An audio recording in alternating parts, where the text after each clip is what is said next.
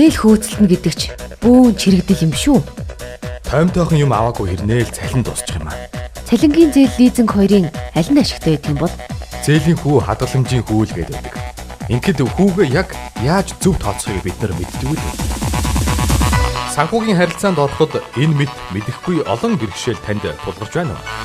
Бизнес радио 98.9 санхүүгийн боловсролыг дэмжигч Голомт банк хамтран таны санхүүгийн боловсрол нэвтрүүлгийг хүргэж байна.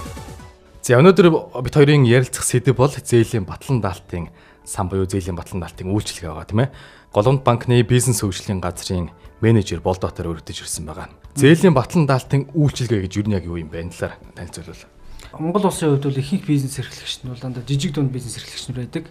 Тэр дундаа иргэн аж ахуй нэгжээр ингэж бизнес эрхэлдэг. Эдгээр бизнес эрхлэгчид маань бол бизнесээ өргөжүүлэхдээ банк болон банк санхүүгийн байгууллагуудаас бол санхүүжилт авчин гэж бизнесээ өргөжүүлж явдаг. За санхүүжилт авахд бол хамгийн их тулгардаг бэрхшээл нь юу байдаг вэ гэхлээр барьцаа хөрөнгийн дутагдaltaй байдал байдаг. Бизнес эрхлэгч маань ерөөхдөө хөгжиж эхэлж байгаа учраас төдийлөн бас хуримтлал барьцаа хөрөнгөтэй болж чадаагүй. Ийм утгаараа бол ийм барьцаа хөрөнгө хүрэлцэхгүй байх тохиолдол их байдаг. За бизнес эрхлэгчтэй хувьд бол өндөр хөгжилтэй улс орнуудын хувьд бол бизнес эрхлэлийг дэмжих зорилгоор ингээ зээлийн батлан даалтын үйлчилгээг бол олон жилийн турш ингэж амжилттай хэрэгжүүлж явсан байдаг. Энэ нь бол эргээд бизнес эрхлэгчтэй дэмжиж тэр нь бол улс орны хөгжилд бол тодорхой хэмжээний хувь нэмэр оруулж ингэж үр дүнгээ өгсөн байдаг. За манай улсын хувьд бол 2012 онд бол жижиг дунд бизнес эрхлэгчдэд дэмжих зорилгоор зээлийн батлан даалтын сан бол байгуулагдсан. Монгол улсын засгийн газрын санаачлагаар энэ сан маань бол 2013 оноос үйл ажиллагаагаа эхэлж явуулаад одоо бол үйл ажиллагааны чигтэрсэн гэж бизнес эрхлэгчдэд дэмжиж ажиллаж байгаа. За энэ батлан даалтын сангийн бол гол зорилго нь бол банк санхүүгийн байгууллагаас зээл хүссэн боловч барьцаа хөрөнгө хүрэлцэхгүй байгаа иргэн аж ахуй нэгжид бол барьцаа хөрөнгөд нь батлан даалт гаргадаг байгаа. Барьцаа хөрөнгөд яг батлан даалт гаргадаг гэсэн энэ яг ямар хэмжээний батлан даалт гарах вэ? Өнөөдрийн байдлаар бол батлан даалтын сангийн тухай хуулиараа бол нийт бизнес эрхлэгчдэд хүсч буй зээлийн 60% хүртэл буюу дээд тал нь бол 500 сая төгрөгийн баталгаа гаргаж байгаа.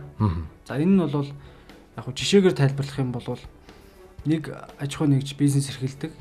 За нэг бизнесийнхээ орлогоор 100 сая төгрөгийн зээл авах боломжтой байгаад байдаг.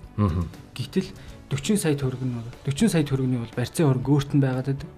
60 сая төгрөгийн барьцаа хөрөнгө байхгүй учраас одоо 100 сая төгрөгийнхөө санхүүжилтийг авч чадахгүй юм тохиолдол үүсдэг. Ийм учраас бол энэ 60 сая төгрөг дээр нь бол батлан даалт гаргая л гэж. Тэгэхээр бизнес эрхлэгчид яаж хамрагдах боломжтой? За бизнес эрхлэгчдийн хувьд бол одоо зээл авахар төлөвлөж буй банк болон санхүүгийн байгууллагатай хандна. За үүний дараа бол банк бол судалгаагаа хийгээд за энэ харилцагч 100 сая төгрөгийн зээл авах гэж байгаа гэдэг судалгаа хийгээд 40 саяын барьцаатай 60 саяын батлан даалтын сангаар батлан даалт гаргуулна гэд банк шийдвэрээ гаргачихна. Үүний дараа бол банк харилцагчийн материалыг зээлийн батлан даалтын сан руу явуулж тухайн сан бол харилцагчийн материалыг судалж үзээд батлан даалт гаргах үгүй шийдвэрээ гаргадаг байгаа. Зээл авах гэж банк болон банк ус санхүүгийн байгууллага нь бол зээлийн батлан даалтын сантай өөрөө хамтран ажиллах гэрээтэй байх ёстой. Заавал тийм ээ. Заавал. Гэрээгүй байгууллага бол батлан даалтын үйлчлэг үзүүлэх боломжгүй гэсэн үг шүү дээ, тийм ээ. Батлан даалтын сантай гэрээгүй банкнаас ч юм уу, гэрээгүй банк ус санхүүгийн байгууллагаас батлан даалт гаргуул зээл авах боломжгүй л. Тэгэхээр яг одоогийн байдлаар бол хичнээн банк тэгээ банк ус санхүүгийн байгууллагууд гэрээтэй ажиллах уу? Голомт банк хизэнээс гэрээтэй байсан. Одоогоор бол нэг нийтдээ 17 байгууллага, үүний 11 нь банк байгаа. 6 банк ус санхүүгийн байгууллага батлан даалтын сантай хамтран ажиллаж байгаа. За манай банкны хувьд бол одоо яг байгуулагдсан цагаас нахвалж 13 оны 5 сараас хамтран ажиллах гэрээ байгуулаад ажиллаж байгаа. Ер нь бол анхны одоо батлан даалтын сантай хамтран ажиллах банкуудын нийлэлтэй. Яг ямар бизнес эрхлэгчид батлан даалтын үйлчлэгийг авах боломжтой байх вэ? Бизнес эрхлэгчдэд тавигдах ерөнхий шаардлага нь гэж яриул. Одоо зээлийн батлан даалтын сангаар баталгаа гаргуулах гэж байгаа юм бол хамтран ажиллаж буй банк болон банк ус санхүүгийн байгууллагад бизнесийн зээл хүссэн боловч барьцаа хөрөнгө нь хүрэлцэхгүй байгаа иргэн аж ахуй нэгж гэж ойлгож болно. За бизнесийн зээл дотроо ямар төрлийн зээл ордгоо гэхлээр бол энэ дээр бол ямар нэгэн хязгаарлалт байхгүй. Өнөөдөр банкны өөрийнх нь их усвэртэй бизнесийн зээл байж болно, эсвэл төслийн зээлүүд байж болно, гадны төслийн зээлүүд бүгдэнд нь батлан даалт гаргах юм боломжтой байгаа. Бизнес эрхлэгчтэй бол бид нэр ямар ерөнхий шаардлага тавьж байна гэхлээр эхлээд бол банк болон банк ус санхүүгийн байгууллагын зээл болох шалгуур үзүүлэлтийг хангасан байх ёстой гэж байна. Энэ шалгуур үзүүлэлт нь бол барьцаа хөрөнгнөөс бусад шалгуур үзүүлэлтийг л хангацсан байхад болно гэж.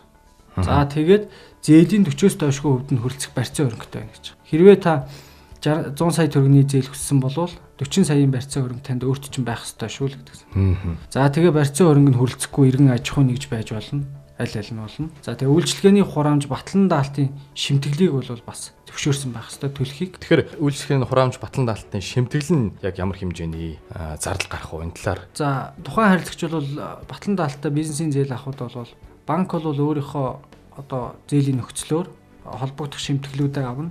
Үүн дээр нэмээд зээлийн батлан даалтын сан бол өргөдлийн хураамж 10,000 төгрөг гэж авдаг байгаа.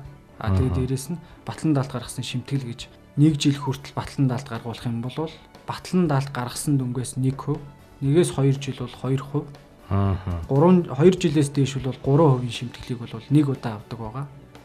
Тэр нь батлан даасан дүнгээс гэдэг нь бол 100 сая төгрөгийн зээлийн 60 сая дээр нь батлан даалт гаргуулсан бол 60 саяасаа бодож авна гэсэн үг. Энэ маань өөрөө бол батлан даалтын сангийн одоо өөрийнх нь үйл ажиллагаанд ингэж зарцуулагддаг. Энэ зардал байгаа. Ерөнхийдөө бол хугацаанаас хамаарат хөвлөд бодож байгаа юм шүү дээ, тийм ээ? Тийм, хугацаанаас хамаарат. Тэгвэл ямар яг бизнес эрхэлж байгаа хүмүүс, бизнес эрхлэгчид батлан даалтын энэ үйлчлэгийн санд хамрагдах боломжгүй байх уу? Чанаргүй зээлийн үлдэгдэлтэй. Өмнө зээл авчаа тэр зээлээ одоо төлөөгүй үлдэгдэлтэй байгаа хүмүүс. За тэгээ байнгын оршин суух тодорхой хаяггүй. Өмнө нь төслийн зээл авчаад тэгээ тэрийгээ бол яг зориултын дагуу ашиглаж чадаагүй.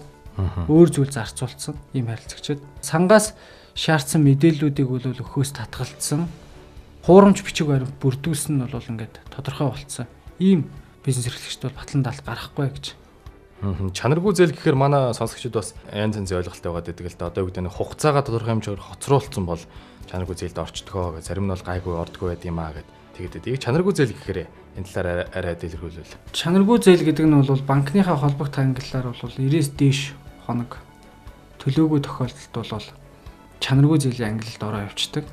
Тэр нь бол шууд Монгол банкны мэдээллийн санд ороо явцдаг. Хэрвээ харилцагч өнөөдөр төлөх байжгаад төлөөгүй бол маргааш ихэд хугацаа ирсэн ангилалд болно гэсэн. Тэгэхээр бол бүр төлөхөө болцсон харилцагчийг л чанаргүй зээл үлдэгдэлтэй гэж үзээд байгаа юм л да.